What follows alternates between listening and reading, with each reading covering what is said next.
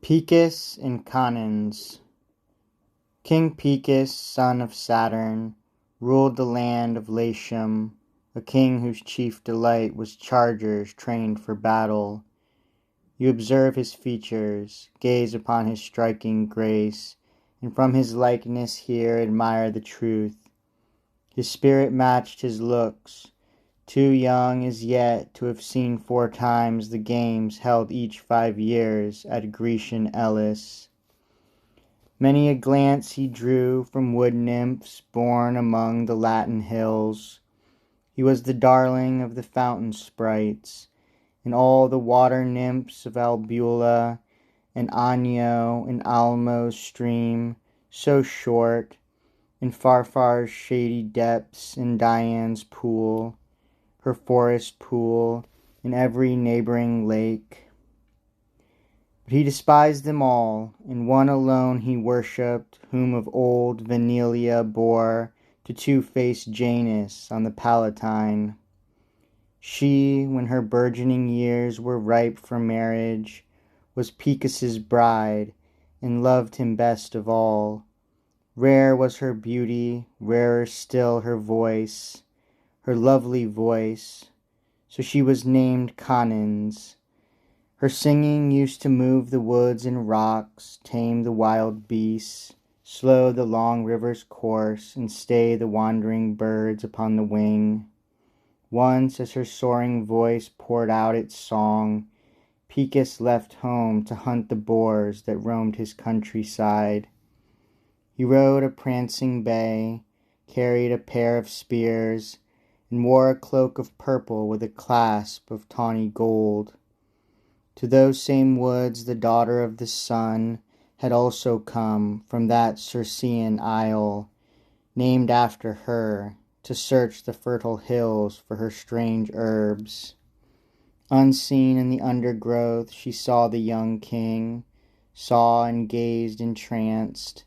The herbs fell from her hands, like blazing fire. A thrill of ecstasy raced through her veins. Then, gathering her smoldering wits, she meant to bare her heart, but could not come to him. He rode so fast, so close his retinue. "You'll not escape," she cried.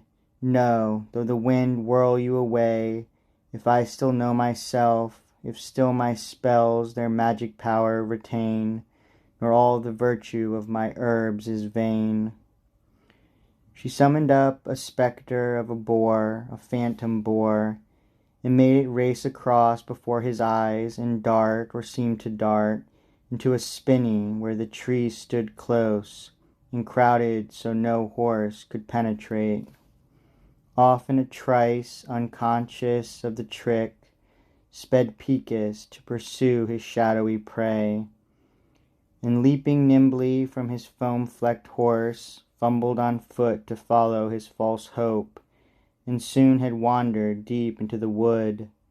Then Circe turned to prayers and incantations, an unknown chants to worship unknown gods, chants which she used to eclipse the moon's pale face and veil her father's orb in thirsty clouds. Now, too, the heavens are darkened as she sings. The earth breathes vapors.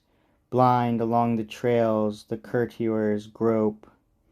The king has lost his guards. The time and place are hers.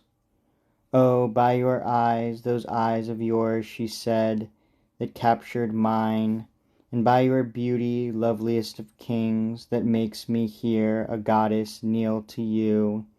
Favor my passion, and accept as yours my Father, who sees all, the sun above, and harden not your heart to Circe's love."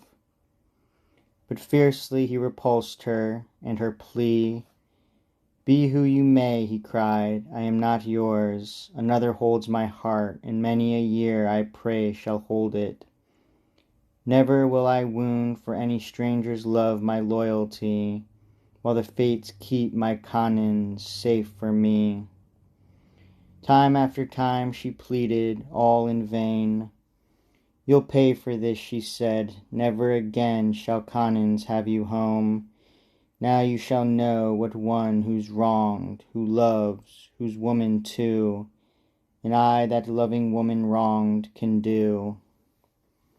Then eastwards twice and westwards twice she turned, thrice sang a spell, thrice touched him with her wand. He fled and marvelled that he ran so fast, so strangely fast, then saw he'd sprouted wings. Outraged to find himself so suddenly a weird new bird in his own woodland glade, he pecked the rough-barked oaks with his hard beak, and wounded angrily the spreading boughs.